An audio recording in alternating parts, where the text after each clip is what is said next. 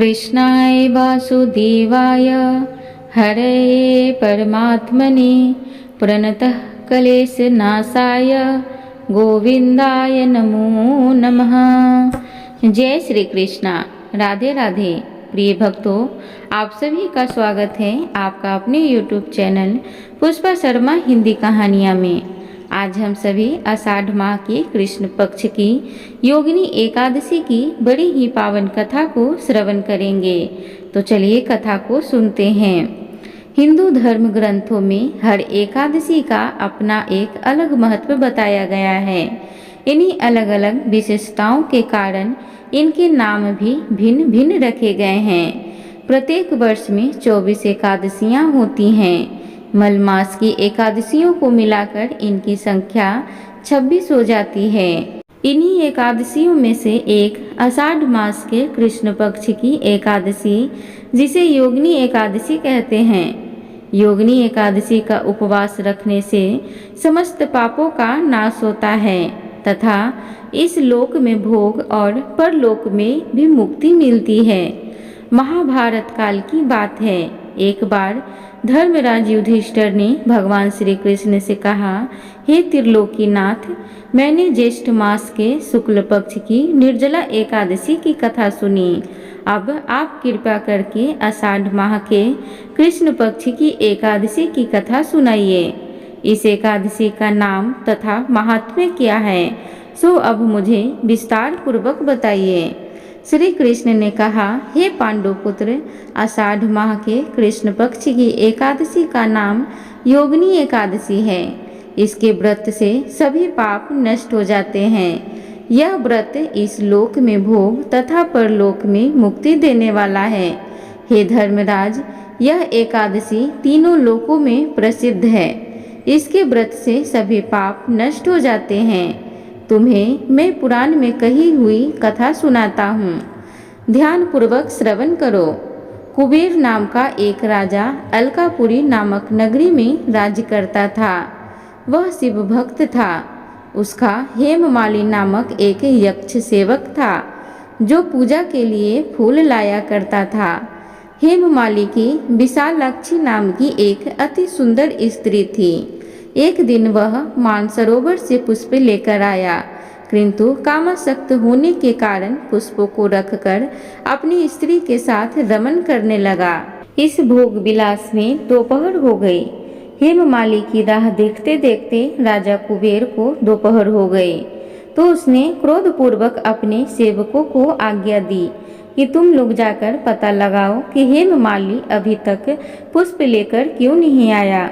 जब सेवकों ने उसका पता लगा लिया तो राजा के पास जाकर बताया कि हे राजन, वह हेममाली अपनी स्त्री के साथ रमन कर रहा है।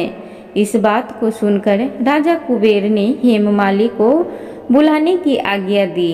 डर से कांपता हुआ हेममाली राजा के सामने उपस्थित हुआ। उसे देखकर कुबेर को अत्यंत क्रोध आया और उसके होठ फरफराने लगे। राजा ने कहा, अरे अधम, तूने मेरे परम पूजनीय देवों के देव भगवान शिवजी का अपमान किया है। मैं तुझे श्राप देता हूँ कि तू स्त्री के वियोग में तड़पे और मृत्यु लोक में जाकर कोढ़ी का जीवन व्यतीत करे।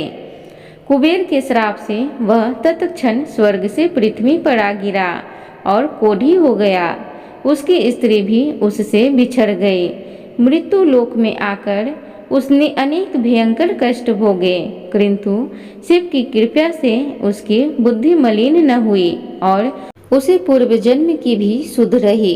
अनेक कष्टों को भोगता हुआ तथा अपने पूर्व जन्म के कुकर्मों को याद करता हुआ वह हिमालय पर्वत की तरफ चल पड़ा। चलते चलते वह मार्कंडेय ऋषि के आश्रम में जा पहुंचा। वह ऋषि अत्यंत वृद्ध तपस्वी थे। वह दूसरे ब्रह्मा के समान प्रतीत हो रहे थे और उनका वह आश्रम ब्रह्मा की सभा के समान शोभा दे रहा था। ऋषि को देखकर हेममाली वहां गया और उन्हें प्रणाम करके उनके चरणों में गिर पड़ा। हेममाली को देखकर मार्कंडेय ऋषि ने कहा, तूने कौन से निष्कृष्ट कर्म किए हैं जिससे तू कोढ़ी हुआ और भयानक कष्ट भोग रहा है। महर्षि की बात सुनकर हेममाली बोला, हे मुनि श्रेष्ठ, मैं राजा कुबेर का अनुचर था। मेरा नाम हेममाली है। मैं प्रतिदिन मानसरोवर से पुष्प लाकर शिव पूजा के समय कुबेर को दिया करता था। एक दिन पत्नी सहवास के सुख में फंस जाने के कारण मुझे समय का ज्ञान ही नहीं रहा और दोपहर तक पुष्प न पहुंचा सका। तब उन्होंने मुझे श्राप दिया कि तू अपनी स्त्री का वियोग और मृत्यु लोक में जाकर कोढ़ी बनकर दुख भोग। इस कारण मैं कोढ़ी हो गया हूँ तथा पृथ्वी पर आकर भयंकर कष्ट भोग रहा हूँ। अतः कृपया करके आप कोई ऐसा उपाय बतलाइए जिससे मेरी मुक्ति हो। मार्कंडेय ऋषि ने कहा, हे हेममाली, तूने मेरे सन्मुख सत्य वचन कहे हैं, इसलिए मैं तेरे उद्धार के लिए एक व्रत बतलाता हूँ। यदि तू आषाढ़ माह के कृष्ण पक्ष की योगिनी नामक एकादशी का विधि पूर्वक व्रत करेगा तो तेरे सभी पाप नष्ट हो जाएंगे।